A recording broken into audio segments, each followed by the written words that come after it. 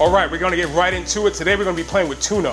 A few different preparations, a little bit of a mixture of techniques. What we're gonna do is, if you're familiar with nigiri, or like a style of sushi where there's a little bit of rice, little slice of fish right on top, individual bite, we're gonna be doing a nigiri utilizing mofongo, okay? Mofongo is a plantain mash, all right? Typically found in the Caribbean, where you fry your plantains and then you mash them with some very aromatic flavors, red bell peppers, garlic, a little bit of olive oil, a little bit of chicken stock is what I like to use in it.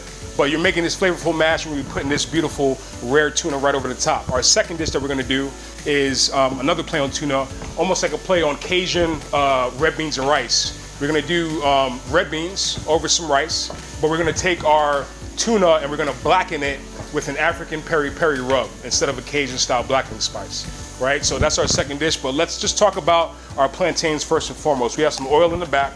You wanna peel these bad boys down. A lot of people always tell me, hey, what's the best way to peel a plantain? Because you kind of struggle. These are tough skin versus a typical banana where you just kind of peel it back.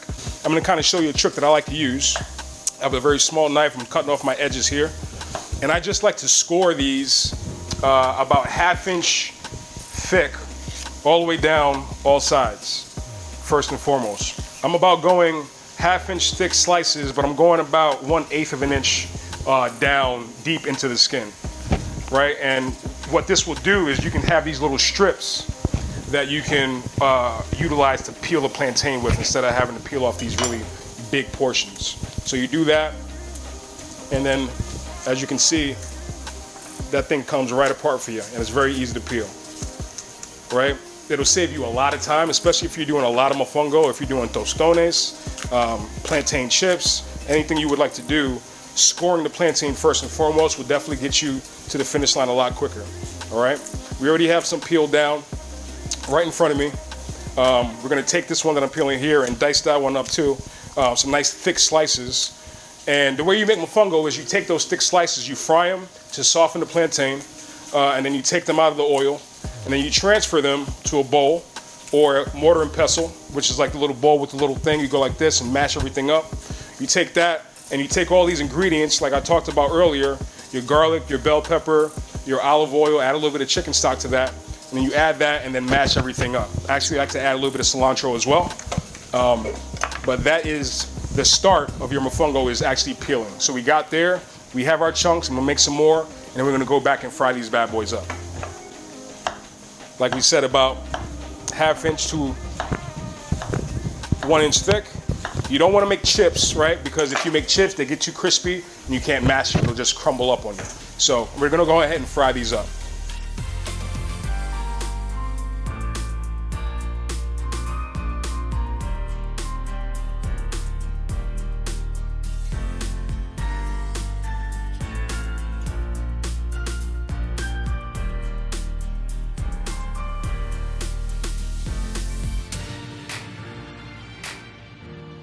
All right, so we fried our plantains for about 3 to 4 minutes. You want to get a light golden brown. You're essentially trying to get them to the point that they are malleable and mashable. And that's essentially where we are right now. So, like I told you before, we have our garlic, onions. One of the most important pieces to a mofongo is that crispy pork, all right? You could use bacon. I've seen it done before. A little bit of a different flavor profile, but what we have here is almost like a pork belly chop that we lightly roasted earlier. Skin on, that's a very important piece, because that's that crispiness that you're looking for. All right, a little bit of meat in there as well. It doesn't hurt. We're gonna start there and kind of take this off the bone. Like I said, it's a chop. We're not gonna use all of this, but I just wanna get some nice pieces off, and you hear that crunch going, right? We're gonna mix this in with our plantains. I just wanna give this a light chop and make sure I have all that skin in the mix. As I begin to chop everything up and mash everything up inside the bowl, you just want these little bits of pork happening in there. All right, so I'm gonna put that to the side. Got my bowl, glass bowl, so you can see what's going on in there. And I have a masher. What we talked about earlier, right? You talked about, you can use something like this, right? Get your ingredients in there, mash it up. A little small, takes a little bit more time. I actually like to use something like this that you can get to the finish line a little bit quicker, all right? But let's dive right in. So I allow these to drain for a second. We already got the fat from your pork in there. So I'm just gonna add my plantains to the bowl. And I just wanna get those started. So, like we said, we're making a mash here. Don't be shy. It's gonna steam a little bit. Things are gonna start rolling inside that bowl. I'm gonna add my pork in there. And I'm also going to add this mixture that we have to the side that has your onions and your broth. That broth really helps to help bring everything together and mash all the ingredients properly. You need a little bit of that liquid in there to get it going. So we're gonna continue to mash. This will be the base for our nigiri, all right? Nigiri, Japanese, right?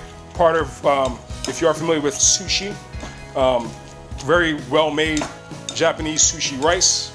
On the bottom, a little ball about maybe 2 to 3 inches long, about yay thick, right? And just a little slice of fish right on top of that. They typically put a little bit of wasabi in the bottom of the fish. I'm gonna add a little bit of salt and pepper to this, season it out, because of course every component should be seasoned properly.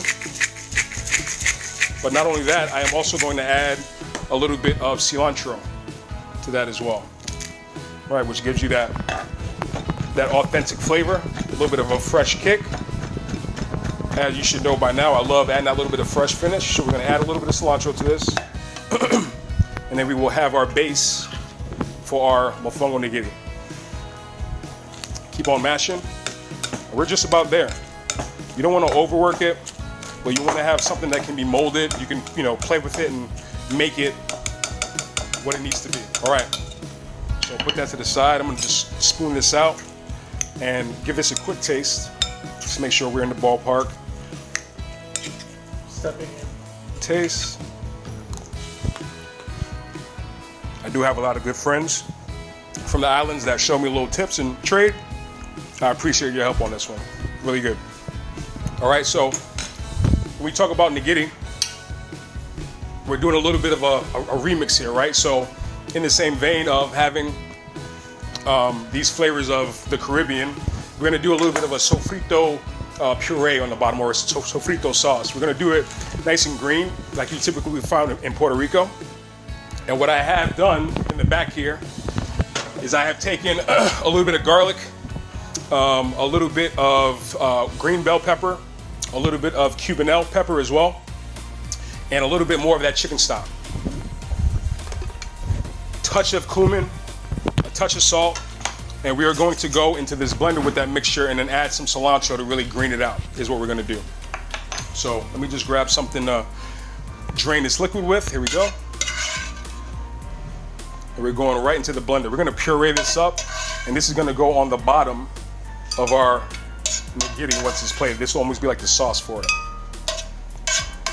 Got that there, beautiful.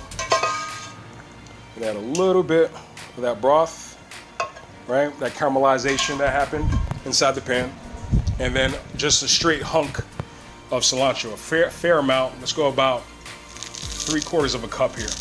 I'm not chopping it up or anything. I'm just kind of throwing it in there, and we're gonna make that do what it does, right? So this isn't too hot. I had a little bit of time for this to cool off. Just gonna add a little bit of water in case I need to add it for my emulsion here.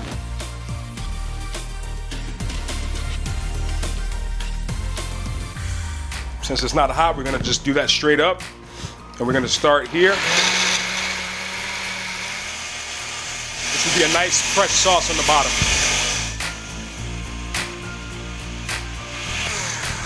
All right, so let's give this a taste. Make sure we're in the ballpark. It's looking good. Looks like a sofrito.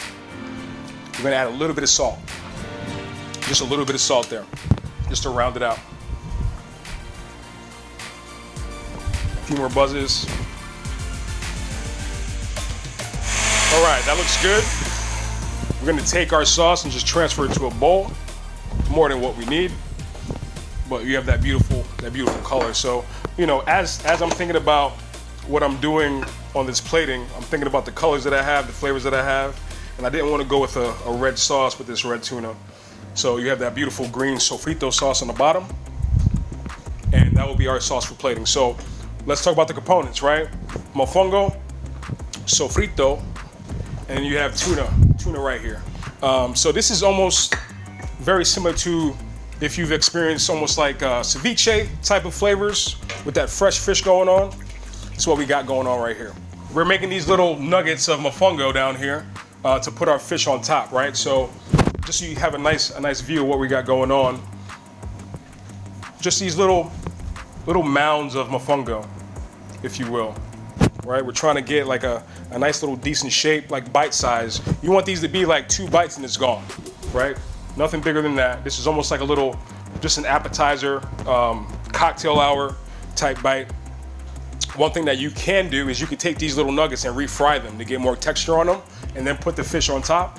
I really like the texture of like having, it's almost rice-like to have it in this fashion to where it's just kind of loosely held together. I got a little bit of water right here, just as I would if I was rolling sushi, just to keep my hands from sticking to this mofongo mixture. But we're just gonna make little mounds just like that. I'm gonna line those up right over here. And then what we're gonna do with our fish is we're just gonna slice that out, right? So this is what you call a saku block tuna. This is a frozen form of tuna that it gives you consistency, right? You have these blocks that are very consistent. Sushi restaurants love to use this type of fish or this cut or style of tuna because it is consistent. And if you're going in and you're making nigiris and you're making sushi rolls, it gives you a nice rectangle block from which to cut from. You know, there is some stuff out there. You may hear people say, hey, saku block is not as good quality as your fresh tuna. I tend to disagree. It has its place. Of course, no matter what vendor you're getting your stuff from, make sure it's quality.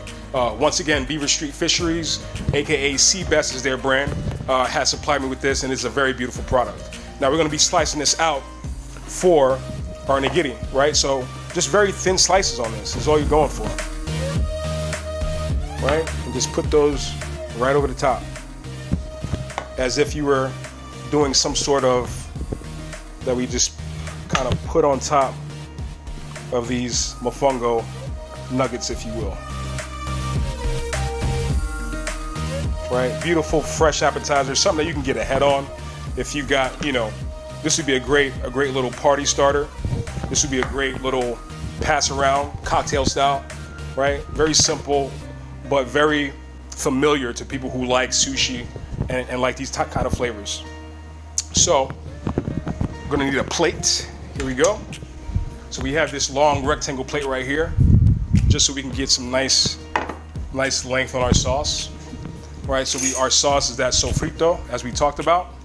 Just think about these flavors again. You know, if you don't like raw tuna, you know, there's some different things that you can do. You can definitely go with shrimp or something along those lines. You know, you have options here. You can go with a little bit of crab as well. But just taking that nigiri and putting it through this sauce, running it through this sauce, and just kind of eating it like that is a very awesome kind of experience, right? So I'm gonna do those right down the middle. As such, beautiful presentation there. Just put this one towards the back. And that is it, right? So that is your plated up mofongo tuna nigiri, just straight up like that. Some awesome flavors, you're touching on Japanese technique. You have very Caribbean style of flavors. And you're bringing that mofongo into a sushi-like execution, which is a little bit different, but very familiar flavors.